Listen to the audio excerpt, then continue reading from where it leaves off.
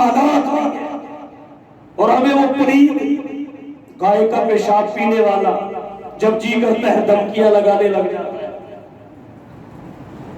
Technology بھی ہے، شہید اور غوری بھی ہے، اس کے بعد نہ جانے کتنے اعلیٰ ہتھیار ہماری پاک فوج نے، ہمارے ریاستی سسٹم نے تیار کر لیے۔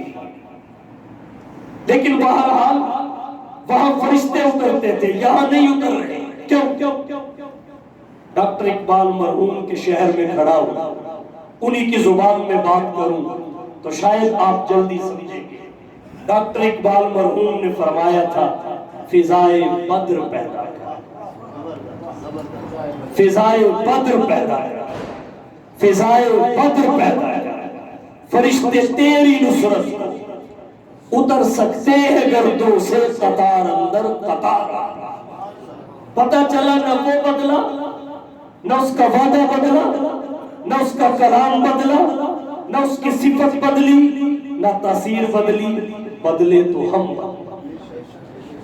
اگر آج پھر بھی ہم اسلاف کی روایات اور اقدار کی طرف پلٹ جائیں تو فرشتے اترتے ہیں۔ ان کے پاس کون سی ٹیکنالوجی ہے جنہوں نے کئی ملکوں کو گھٹنوں پہ بٹھا دیا، واپسی کا راستہ بھی نہیں ملا، اترتے ہیں، اترتے ہیں، آج بھی اترتے ہیں، بشرطے کہ اسلاف کی روایات کی پاسداری تو کوئی کرے۔ تو قرآن کریم کے معجزہ ہونے کی پہلی وجہ ہے کہ اللہ نے اس میں جو انقلابی تاثیر رکھی ہے وہ اور کسی کتاب میں ہے بھی نہیں، پیدا کی جا سکتی بھی۔ دوسری وجہ کیا ہے قرآن کریم کے معجزہ؟ دوسری وجہ کثرت تلاوت۔ جتنی کثرت کے ساتھ قرآن پڑھا جاتا ہے کوئی کتاب نہیں پڑھی۔ سب سے پہلی بات تو یہ ہے، آج آسمانی کتابیں محفوظ نہیں،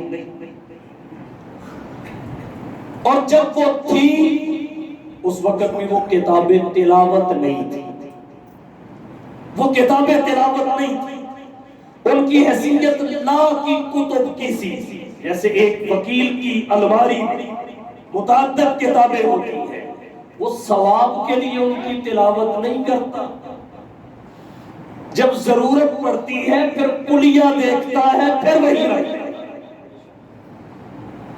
قرآن کتابیں تلاوت، قرآن کتابیں تلاوت ہے۔ یہی وجہ ہے کہ اللہ تعالیٰ کی اس کتاب کو اتنی کثرت کے ساتھ پڑھا جاتا ہے، اتنی کثرت کے ساتھ کہ ساری دنیا کی کتابوں کا پڑھنا اگر جمع کر لیا جائے تو اس ایک کتاب کے پڑھنے کے برابر نہیں ہو سکتی۔ کسی بچے سے پوچھئے جو حفظ کرتا ہے، ایک ایک لفظ کو، ایک ایک آیت کو کتنی دفعہ پڑھتا ہے؟ پہلے مطالعہ یاد کرنے کی صورت میں، پھر مطالعہ سنانے کی صورت میں، پھر سبق کو رٹا لگانے کی صورت میں، پھر سبق سنانے کی صورت میں، پھر سب کی پکانے کی صورت میں، پھر سب کی سنانے کی صورت میں، پھر وہ منزل بن گئی، منزل یاد کرنے کی صورت میں، پھر سنانے کی صورت میں، پھر پھیرے دینے کی صورت میں، اور جب رمضان آتا ہے پھر تو کھانا پینا سب بھول جاتا ہے، وہ ہوتا ہے اور قرآن ہوتا ہے۔ کیا ہے کوئی کمپیوٹر جو ایک آیت کی قرات کی مقدار کا تعین کر سکے؟ ہے ہی نہیں۔ اتنی کثرت سے فقط قرآن پڑھا جاتا ہے، دنیا کی کوئی کتاب فقط قرآن، بلکہ باقی کتابوں کا حال تو یہ ہے، آسمانی تو اب ہے ہی، دنیا کی کوئی دلچسپ کتاب آپ ایک دفعہ پڑھیں گے، دو دفعہ پڑھیں گے، چلو 3 دفعہ پڑھنا آپ کو لذت دے گا، چوتھی دفعہ جب کوئی آپ کے سامنے رکھے گا تو آپ کہیں گے چوکلا یار میں پڑھی، اٹھا لو میں نے کئی دفعہ پڑھی، کوئی نہیں لے کے یہ پرانی ہوگی۔ کل کا اخبار آج کسی کے سامنے رکھا جائے، کہتا ہے مجھے تو نہیں اس قابل سمجھا ہے، پرانا مجھے پڑھا، میرے لیے پرانا اخبار، لیکن اللہ کا قرآن کتنا پرانا ہے۔ آج تک کسی نے یہ شکوہ کیا کہ اتنی پرانی کتاب ہے میں نہیں پڑھی؟ کیسے؟ اخبار میں جو چھپتا ہے وہ اس وقت کے مطابق ہوتا ہے، اور قرآن میں جو اترا ہے وہ ہر وقت کے مطابق اترا ہے۔ اس لیے اس کے پرانے پن کا ہم شکوہ نہیں کر سکتے، اس کے پرانے پن کا شکوہ نہیں کر سکتے۔ نمبر 2، پڑھ پڑھ کے اکتا بھی نہیں سکتے، تھکاوٹ اپنی جگہ، بیداری کی کلفت اپنی جگہ ہے، لیکن اکتاہٹ نہیں۔ کوئی بندہ کہ ہوں قرآن پڑھن نو دل نہیں کرتا، ایسا کوئی بندہ نہ ملا ہے نہ ملے۔ ہاں یہ کہے گا اب تھک چکا، سونے کو جی ریسٹ کرنے کو جی کرتا۔ کیوں؟ اس لیے کہ جب قرآن پڑھا جاتا ہے اس کے پڑھنے کے ساتھ نئی رحمت اترتی ہے، جب پڑھا جاتا ہے ساتھ نئی رحمت اترتی ہے، اور جب نئی رحمت اترتی ہے تو کل جدید لذیذ، نئی رحمت۔ اب آپ کہیں گے کیا دلیل ہے رحمت اترتی ہے؟ علمی ابحاث پہ نہیں جاتا، ایک حصی دلیل پیش کرتا ہوں۔ حصی دلیل دنیا کی ہر کتاب آپ انجماد کے ساتھ ساکت اپنے بدن کو روک کر جم کر پڑھ سکتے بغیر حرکت، لیکن قرآن ایسی کتاب ہے کوئی جتنا بھی ارادہ کرے میں نے قرآن بھی پڑھنا ہے اور ہلنا بھی نہیں، میں نے قرآن بھی پڑھنا ہے اور ہلنا بھی نہیں، ایسا کر کے دیکھیں، اپنے بدن کو حرکت سے روک نہیں پاؤ گے۔ اپنے بدن پوری بڑے پنچایت ایک جگہ بیٹھ کے سنا دیتے ہیں، جسم میں کوئی حرکت نہیں ہوتی، ٹانگ سے ٹانگ نہیں اٹھتی، ہاتھ سے ہاتھ نہیں اٹھتا، لیکن قرآن کریم سے غلاف ہی اتار رہے ہوتے ہیں، جسم میں حرکت پہلے پیدا ہو جاتی ہے۔ یہ وہ نزول رحمت ہے جس کا سبب اللہ کے قرآن کی تلاوت ہے۔ جتنی کثرت کے ساتھ قرآن پڑھا جاتا ہے دنیا کی کوئی کتاب نہیں پڑھی جاتی، کتنی کثرت کے ساتھ۔ چند مثال، حضرت علی رضی اللہ تعالی عنہ کے بارے میں ان کی سوانے کی کتابوں میں لکھا ہے ایک دن میں 8 مرتبہ قرآن ختم کرتے ہیں، ایک دن میں 8 مرتبہ قرآن ختم کرتے ہیں۔ حضرت عثمان بن عفان رضی اللہ تعالی عنہ کے بارے میں آتا ہے ہر رات ایک قرآن پڑھ لیا ہر رات، اور حضرت عثمان رضی اللہ تعالی عنہ کے بارے میں آتا ہے ایک رکعت میں پورا پڑھ لیا، ایک رکعت۔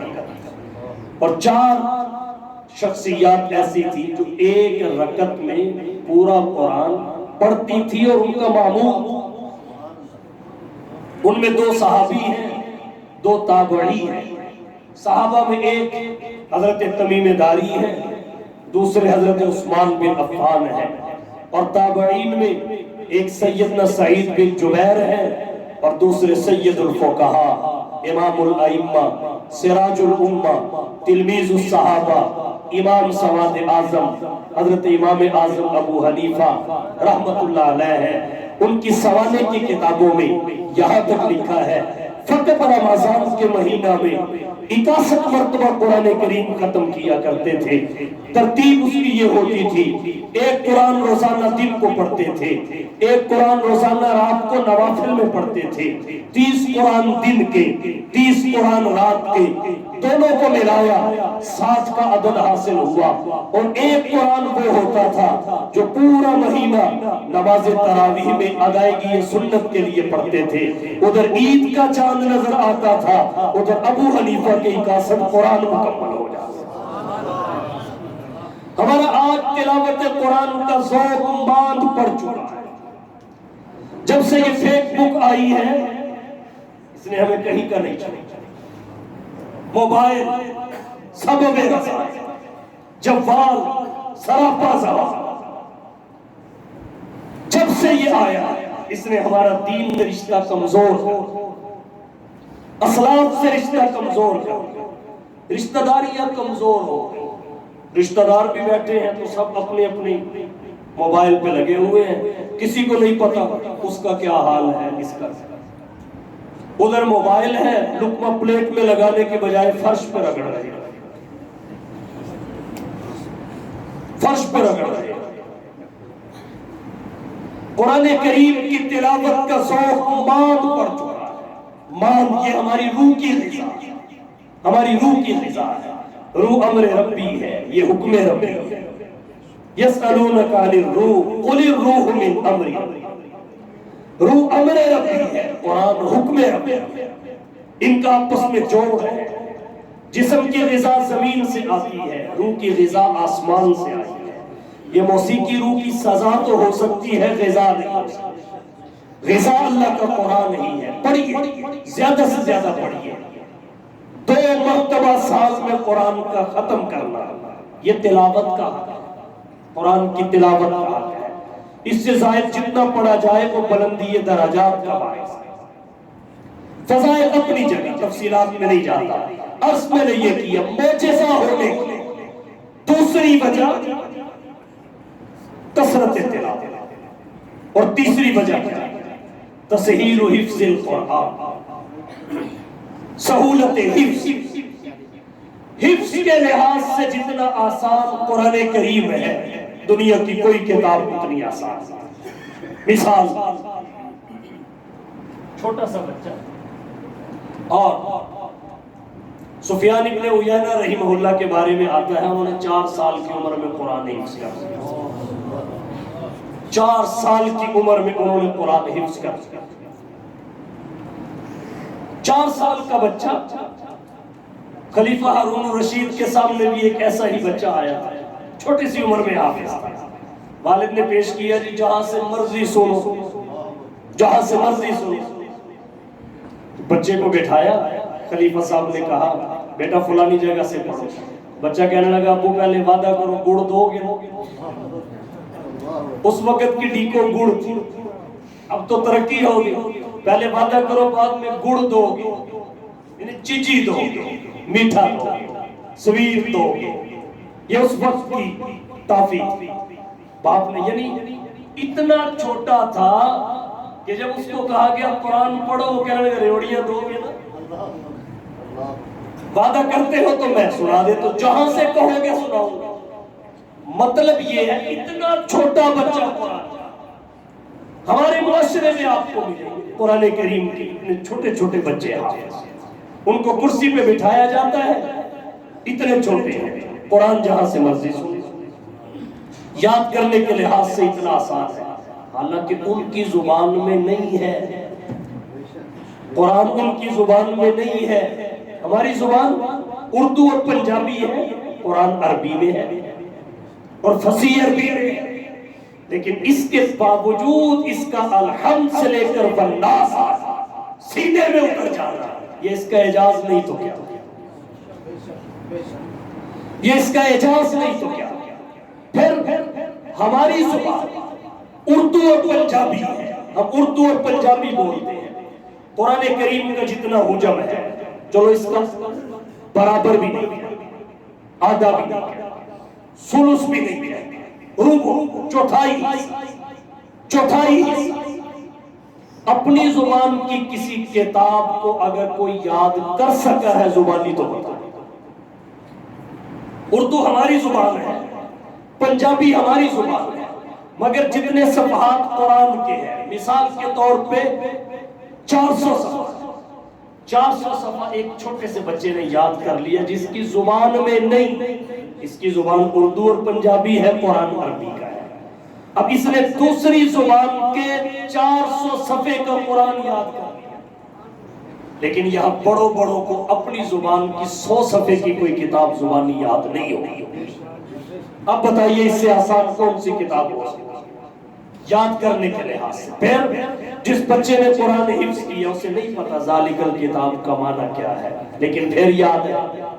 اسے نہیں پتا لا ریب فیہ کا معنی کیا ہے، مگر پھر یاد ہے۔ اسے نہیں پتا ھدی للمتقین کی تفسیر اور مطلب مفہوم کیا ہے، یاد پھر ہے۔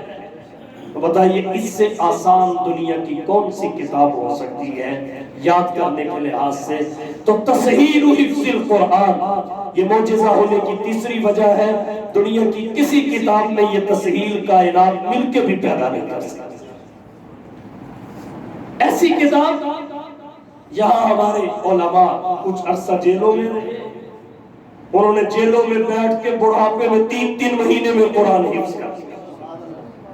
حضرت نانوتوی رحمت اللہ علیہ بانی دارالعلوم دیوبند، حجت الاسلام والمسلمین، قاسم العلوم والخیرات، منبع فیوز و برکات، صاحب آب حیات، حضرت مولانا محمد قاسم نانوتوی رحمت اللہ علیہ نے سفر حج میں رمضان کے مہینے میں روزانہ 1 پارہ حفظ کر کے تراویح پڑھائی۔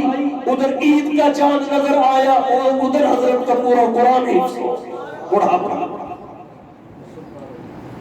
ہدایت الحنفیہ میں لکھا ہے، ہدایت الحنفیہ، فقیر محمد صاحب جیل امام صاحب رحمت اللہ علیہ کے ہونہار شاگرد فقیہ وقت حضرت امام محمد رحمت اللہ علیہ نے فقط 7 دنوں میں قرآن 7 دنوں روزانہ 2، اور اس سے بھی آگے کی بات امام ذہبی رحمت اللہ علیہ نے تذکرۃ الحفاظ میں لکھا ہے، ابو المنذر ہشام بن محمد نام کا آدمی گزرا ہے، اس نے فقط 3 دن میں قرآن حفظ کیا، فقط 3 دن۔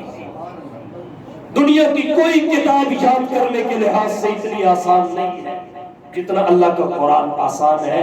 تسہیل حفظ القرآن، تو کیوں اس کے حفظ سے ہم پیچھے رہے، اپنی اولاد کو پیچھے رکھیں؟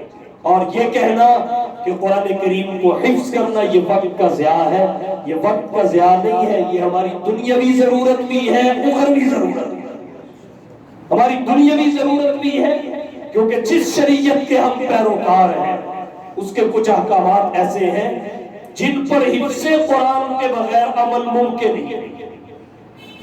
مثلا ابھی رمضان قریب ہے، ایک مثال دے دیتا ہوں۔ علماء نے لکھا ہے رمضان میں تراویح الگ سنت، اس کی جماعت الگ سنت، اس میں ختم قرآن الگ سنت۔ مراکل فلاح میں امام طحطاوی کا قول ہے سنہ ختم القرآن فیہا ای تراویح مرتن فی الشہر علی الصحیح وہو قول الاکثر۔ اور ہدایہ ہماری فقہ کی معروف کتاب ہے، اس کی پہلی جلد غالباً 131 صفحے پہ ہے، اکثر المشائخ علی ان السنۃ فیہا الختم مرتن فلا یترک لکسر القوم۔ مطلب دونوں عبارتوں کا یہ ہے کہ نماز تراویح میں 1 مرتبہ ختم قرآن کا درجہ سنت۔ اب اس سنت پہ عمل کیسے کریں؟ فقہائے احناف کہتے ہیں اگر مصحف سے دیکھ کے پڑھو گے تو نماز فاسد ہو جائے گی، جب امام کی فاسد تو مقتدی کی بھی فاسد ہے۔ تو اب اس سنت پہ عمل کرنے نکلے اوپر سے دیکھ کے، تو جو جماعت اور تراویح کی سنت ہے ان سنتوں سے بھی محروم ہوں گے۔ اب بتائیے مسلمان کی دنیاوی ضرورت بھی ہے کہ اب کون سا راستہ بچا کہ اس سنت پہ عمل ہو سکے؟ ایک ہی راستہ بچا کہ اپنے یاداشت کے کمپیوٹر میں محفوظ کیا جائے اور وہاں سے ان سنتوں سے بھی محروم ہوں گے۔ اب بتائیے مسلمان کی دنیاوی ضرورت بھی ہے کہ اب کون سا راستہ بچا کہ اس سنت پہ عمل ہو سکے؟ ایک ہی راستہ بچا کہ اپنے یاداشت کے کمپیوٹر میں محفوظ کیا جائے اور وہاں سے اٹھا کے پڑھ کے اس سنت کو پورا پورا۔ ہماری اخروی ضرورت بھی ہے حفظ قرآن، آپ کہیں گے کیسے؟ اللہ نے آخرت میں کچھ مقامات ایسے رکھے ہیں ان کی چابی حفظ قرآن۔ اگر حفظ ہوا تو ان مقامات کا دروازہ اور تالا کھلے گا، اگر نہ جنت میں پہنچ بھی گئے تو وہ مقامات نہیں مل سکیں گے۔ جنتیوں کے درجے کون سا سب کے ایک جیسے ہیں؟ ان کے مراتب میں بھی فرق اور تفاوت ہوگا، اور بہت سارے ایسے درجے ہیں جو صرف حافظ کو ملیں گے، غیر حافظ کو نہیں۔ تو حافظ قرآن جنتی غیر حافظ جنتی سے بہت ساری سہولتوں میں اور مراتب کی بلندی میں ہوگا۔ اس لیے حفظ قرآن جہاں ہماری دنیاوی ضرورت ہے وہاں ہماری اخروی ضرورت بھی ہے۔ سیکولر علوم کی افادیت سے ہم انکار نہیں کرتے، بات ضرورت کی ہے، جتنی ان کی ضرورت ہے اتنے وہ سیکھ لو، جتنی اس کی ضرورت ہے اتنا اسے سیکھ لو۔ تو معجزہ ہونے کی تیسری وجہ تسہیل حفظ قرآن۔ اپنے بچوں کو قرآن کا حافظ بنائیے، ضرور بنائیے۔ کبھی موقع ملا حفظ قرآن کی اہمیت، ضرورت، افادیت پر تفصیلاً گفتگو کروں گا۔ آخری وجہ معجزہ ہونے کی وہ ہے حفاظت قرآن۔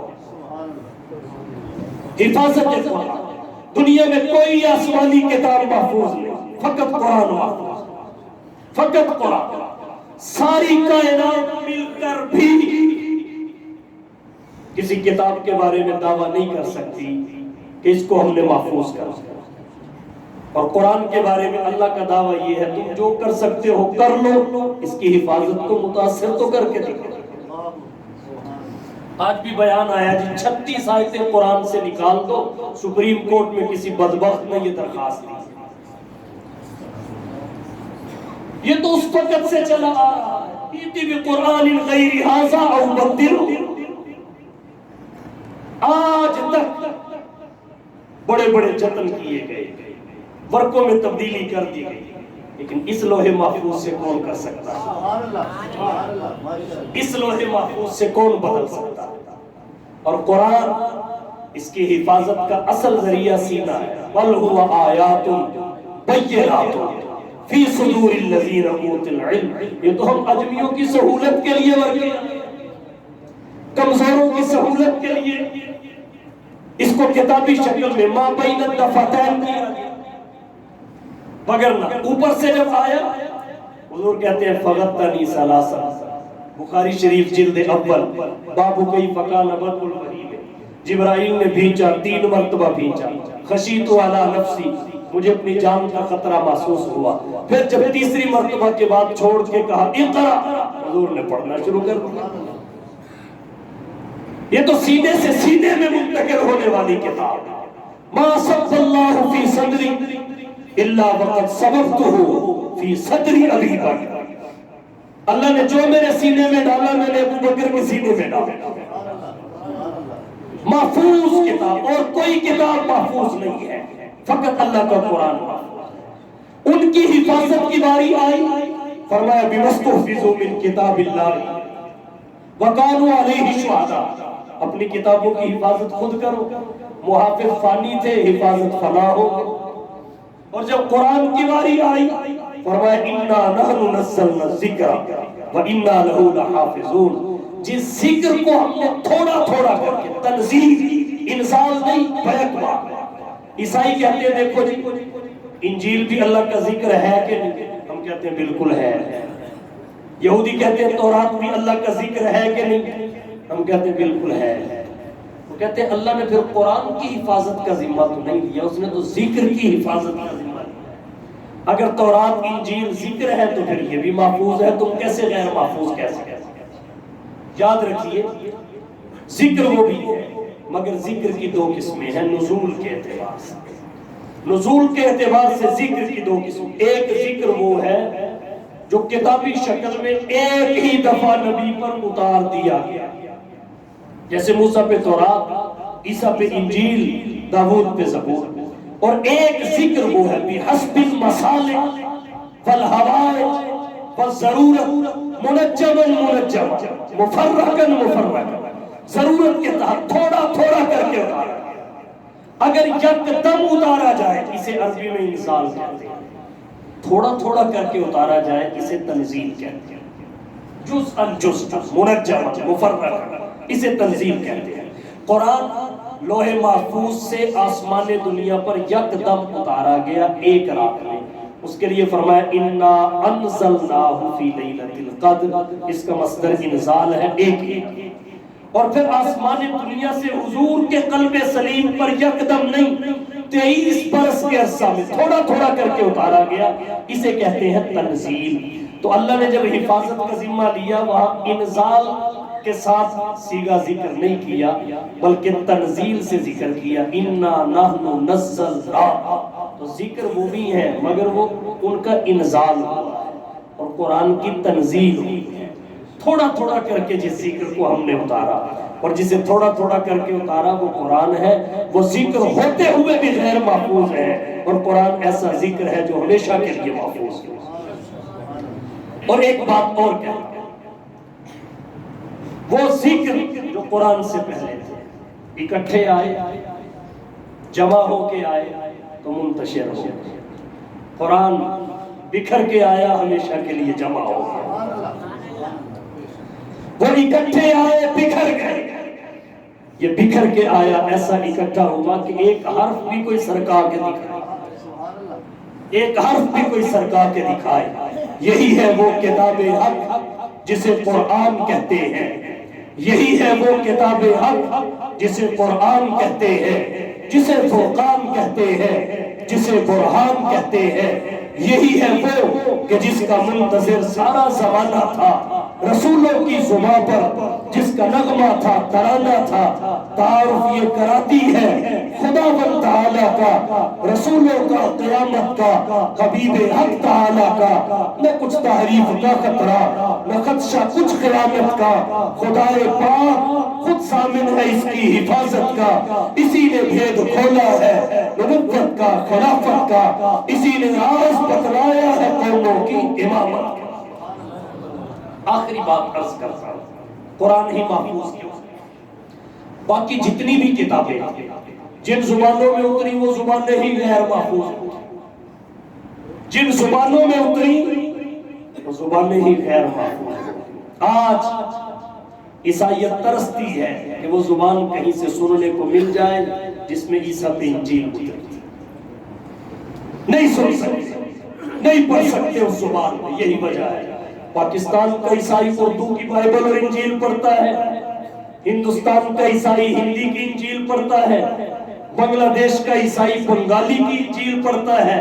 مسلمان کہیں کا بھی ہو وہ اسی عربی کا قرآن پڑھتا ہے جس عربی میں اترا تھا، اسی عربی کا، بلسان عربی مبین، اسی عربی کا پڑھتا ہے جس میں اترا تھا۔ قرآن حرم کا ہو یا غیر حرم، عرب کا ہو یا عجم کا، شرق کا ہو یا غرب کا، شمال کا ہو یا جنوب کا، فرش کا ہو یا عرش کا، ایک حرف کی تبدیلی بھی نہیں۔ محفوظ کیوں؟ اللہ نے زبان محفوظ کی، یہ حفاظت قرآن کا قرینہ۔ اور پھر کیسے اللہ نے قرآن کی حفاظت کی؟ یہ دانت ہمارے دانت ہمارے منہ کے اندرونی حصے کے اعضاء یا منہ کے اندرون کے حصے، شاید کسی ڈینٹل ڈاکٹر کو ان کے پاس ان کے بارے میں، کسی ڈینٹل ڈاکٹر کے پاس ان کے بارے میں تفصیلات نہ ہو، جو فوائد مکیہ، جمال القرآن، جزری اور شاطبی پڑھنے اور پڑھانے والے قاری کے پاس ہوں گے۔ انیاب کون سے ہیں، نواجز کون سے ہیں، ثنایا علیہ کون سے ہیں، ثنایا سفلا کون سے ہیں، اقصا لسان، اقصا حلق، نوکے لسان، یہ سارے کے سارے دانتوں کے اور منہ کے اندرونی حصے کے جو تفصیلی بیانات ہیں، ایک ڈاکٹر سے بڑھ کر ایک قاری کے پاس اس کی معلومات محفوظ ہیں۔ اور دینی شعبے میں میڈیکل شعبے سے بڑھ کر، میڈیکل کے شعبے سے بڑھ کر محفوظ ہیں۔ کیوں؟ اس لیے کہ قرآن کے حروف کی ادائیگی، کسی حرف کی ادائیگی کا تعلق کسی دانت سے ہے، کسی حرف کی ادائیگی کا تعلق کسی دانت سے ہے، کسی حرف کی ادائیگی کا تعلق منہ کے کسی حصے سے ہے، کسی حرف کی ادائیگی کا تعلق منہ کے کسی حصے سے ہے۔ تو جس کا قرآن سے تھوڑا سا بھی ربط اور مناسبت پیدا ہو گئی، اللہ نے اس کے بھی وارے نہارے کر دیے۔ قرآن تو پھر قرآن کے ساتھ اپنا تعلق مضبوط کیجئے، قرآن کے مراکز کے ساتھ اپنا تعلق مضبوط کیجئے۔ کس طرح اس کی تاثیر ظاہر ہو سکتی ہے؟ جو پہلی وجہ ہے اس کے لیے نسخے کا استعمال اور پرہیز کا اختیار یہ ضروری ہے۔ نمبر 2، زیادہ سے زیادہ قرآن پڑھا جائے۔ نمبر 3، بچوں کو حافظ بنایا جائے۔ نمبر 4، اس کی حفاظت کے ذریعے کے طور پہ اپنے آپ کو قبول کرایا جائے۔ اللہ تعالی ہم سب کو سمجھنے اور عمل کرنے کی توفیق بخشے۔